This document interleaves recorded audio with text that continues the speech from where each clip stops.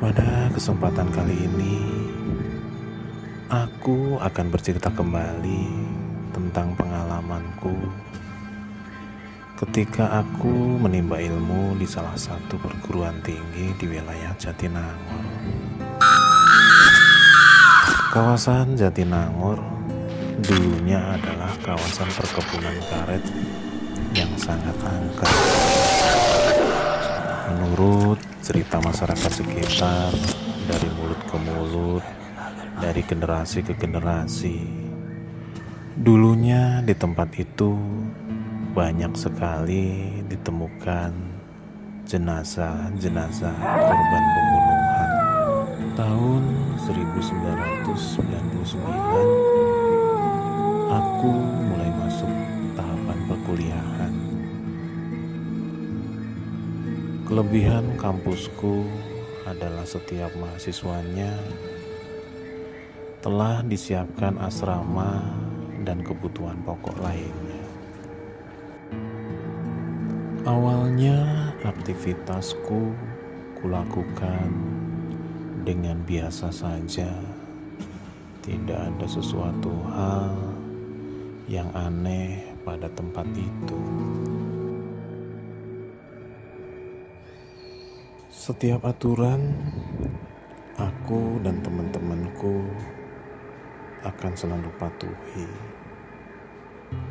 termasuk aturan bahwa dalam setiap malam harus ada rekan-rekan siswa yang piket dan melaporkan secara kontinu kepada posko pengamanan utama. Suatu saat, aku seperti teman-teman yang lain mendapatkan giliran untuk piket di asrama. Masih aku ingat, malam itu adalah malam Selasa. Aku bersama teman-temanku sesuai aturan harus melapor kepada posko pengamanan pada pukul 24.00 bersama dengan 13 orang temanku lainnya. Pukul 23.45 sudah banyak temanku yang berkumpul di tempat pemberangkatan menuju posko pengamanan. Teman-temanku menyiapkan laporan-laporan yang diperlukan untuk nanti di posko pengamanan. Setelah sekian lama dan waktu sudah mau mendekati pukul 24.00, kami sepakati kami mulai berhitung jumlah siswa perwakilan masing-masing asrama yang akan melapor ke posko pengamanan. Beberapa saat setelah kami hitung, ternyata jumlah kami semua baru 13 siswa. Satu siswa dari asrama atas tidak kelihatan. Ketika salah satu temanku menyusulnya juga, siswa tersebut tidak berada pada tempatnya. Akhirnya kami bersepakat 13 orang untuk tetap berangkat dan meninggalkan salah satu siswa perwakilan asrama atas yang tidak diketahui kemana perginya. Akhirnya kami ber-13 berangkat bersama-sama dengan berbaris, karena itu merupakan ketentuan yang ada dalam aturan asrama kami. Selama perjalanan menuju posko pengamanan, ketika kami berbaris tidak ada sesuatu hal yang aneh. Tepat pukul 12 aku lihat arloji. Kami bertiga belas sebentar lagi mendekati posko pengamanan. Akhirnya jam 24.00 lebih kami sampai di posko pengamanan. Terlihat ada 3 petugas jaga yang sedang menunggu kami. Kesepakatan teman-teman, aku menjadi perwakilan dari teman-temanku yang jaga pada malam hari itu. Pada awal aku sampaikan kepada penjaga pos pengamanan, jumlah kami adalah ber-13. 1 orang teman perwakilan asrama atas tidak bisa hadir dan tidak diketahui posisinya ada di mana. Dengan penuh heran, salah satu petugas di pos pengamanan mempertanyakan kembali jumlah kami. Karena di awal kami berangkat ber-13, kami jawab kami ber-13.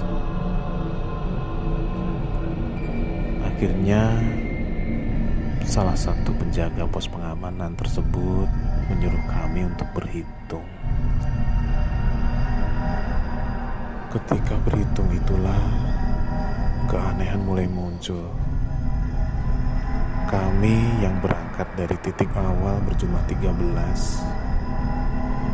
ternyata nyampe ke posko pengamanan berjumlah 14 orang. Aku kaget. Jumlah kami di posko pengamanan saat itu adalah 14 orang. Sedangkan aku ingat persis, dari mulai tempat pemberangkatan kami berjumlah 13. Di perjalanan kami berbaris, dan tentu akan kelihatan ketika ada siswa yang menyusul masuk ke barisan.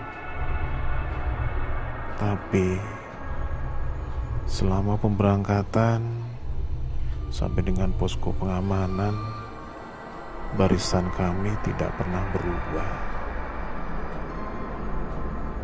Di posko pengamanan, kupandangi satu persatu teman-temanku,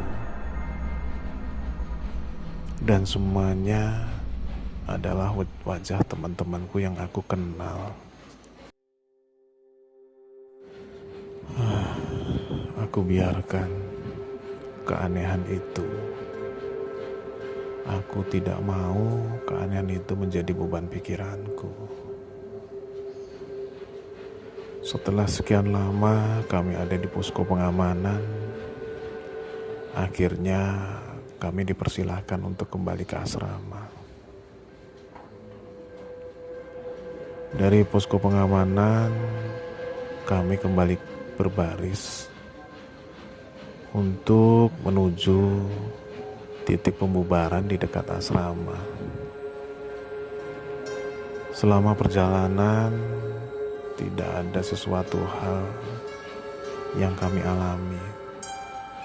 Tidak ada keanehan yang kami rasakan. Keanehan kami rasakan ketika kami mencapai titik pembubaran di tempat pemberangkatan awal di samping asrama. Salah satu temanku yang paling belakang menyampaikan usulan kepadaku selaku pemimpin regu untuk kembali menghitung jumlah teman-teman yang berasal dari pelaporan di posko utama. Seketika itu kami semua sama-sama menghitung jumlah kami Dan keanehan itu pun menjadi kenyataan kembali ketika jumlah kami menjadi 13 kembali. Kami ber-13 saling pandang satu sama lain, tidak mengerti keanehan apa yang sedang kami alami. Karena hari sudah larut, kami pun kembali ke asrama masing-masing dan melanjutkan piket sampai dengan keesokan harinya. Keesokan harinya, aku dapat kabar dari temanku asrama atas yang tadi malam seharusnya melakukan piket. Dia meminta maaf kepada aku selaku pemimpin regu, tidak bisa melaksanakan piket karena ketiduran. Seketika itu pikiranku melayang pada malam itu. Satu orang yang ikut barisanku ternyata bukan temanku, karena temanku berdasar informasinya ketiduran dan tidak bisa melaksanakan piket bersamaku untuk ke posko pengamanan. Aku mengira keanehan itu hanya saat itu juga aku alami. Namun ternyata keanehan demi keanehan itu terjadi. Suatu malam yang aku lupa hari maupun tanggalnya, aku dan teman-temanku mendengar ketika itu ada suara orang mandi yang berasal dari kamar mandi di dalam asrama. Aku dan teman-temanku masih ingat pada hari itu air PDAM tidak mengalir lancar dan bahkan mati sebelum maghrib.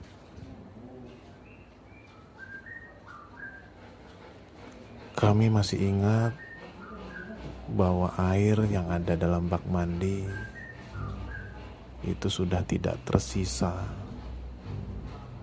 dan hanya tersisa beberapa ember kecil untuk sekedar buang air kecil.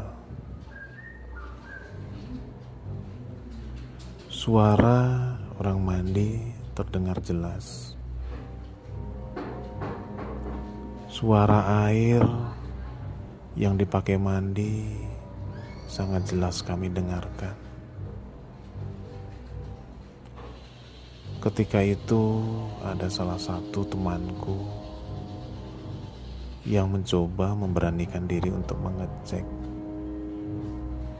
siapakah yang berani mandi pada malam hari di tengah situasi air yang tidak mengalir.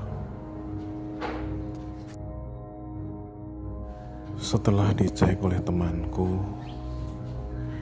akhirnya temanku kembali lagi ke dalam asrama dengan wajah pucat dan agak gemetaran. Temanku dengan wajah pucat dan masih gemetaran bercerita kepadaku, setelah kamar mandi dicek, tidak ada orang mandi sama sekali. Bahkan tidak ada tetesan air yang mengenang di lantai. Dan bahkan bak mandi terlihat kosong, kering kerontang, tidak ada tetesan air sama sekali. Terus siapa yang mandi malam-malam waktu itu?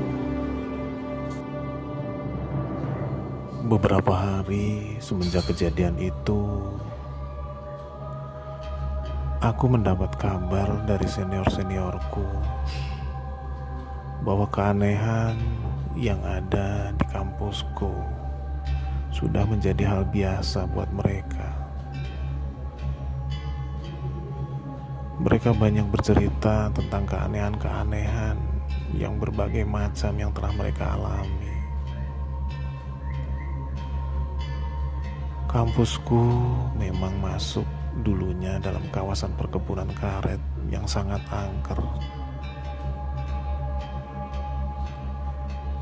Kampusku masih memelihara pohon-pohon tinggi, pohon-pohon tua untuk menambah keasrian di siang hari.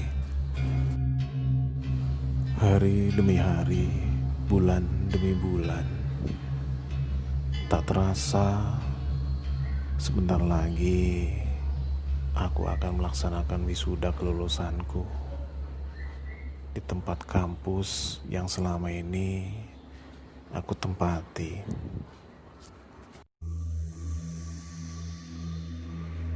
Keanehan terakhir yang aku alami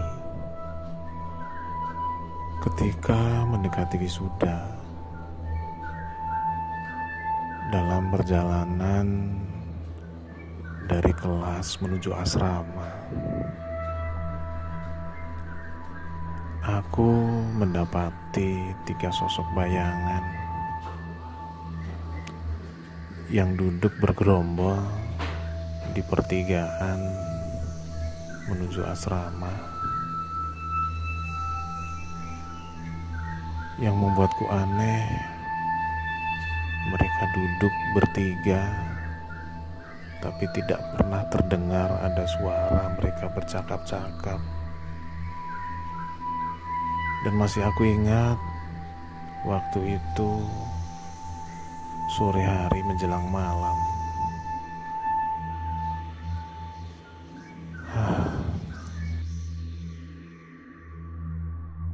Aku berhenti sejenak untuk sekedar mengusir rasa penasaranku. Aku coba memandang 3 sosok bayangan tersebut. Namun, kala waktu sudah beranjak malam, aku tidak bisa mengenali wajah 3 sosok tersebut. Rasa capek yang menderaku. Akhirnya aku tidak mempedulikan ketiga sosok bayangan itu dan memilih untuk cepat-cepat masuk ke asrama dan beristirahat untuk mempersiapkan wisudaku. Malam itu tidak ada keganjilan ataupun keanehan yang aku alami. Keesokan harinya kami digemparkan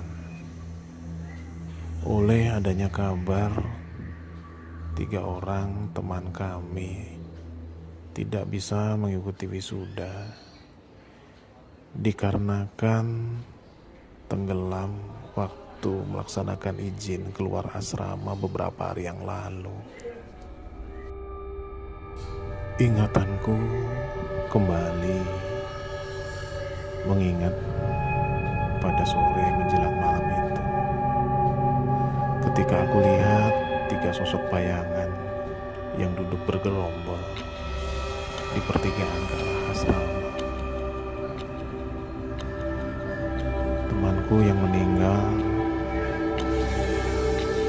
masih aku ingat mempunyai ciri-ciri yang sama persis seperti 3 bayangan yang pernah aku lihat. Keanehan yang kulihat pada sore menjelang malam itu adalah posisi mereka yang tetap menunduk. Akhirnya aku menyimpulkan bahwa 3 sosok bayangan itu adalah sosok bayangan ketiga temanku sudah meninggal karena tenggelam.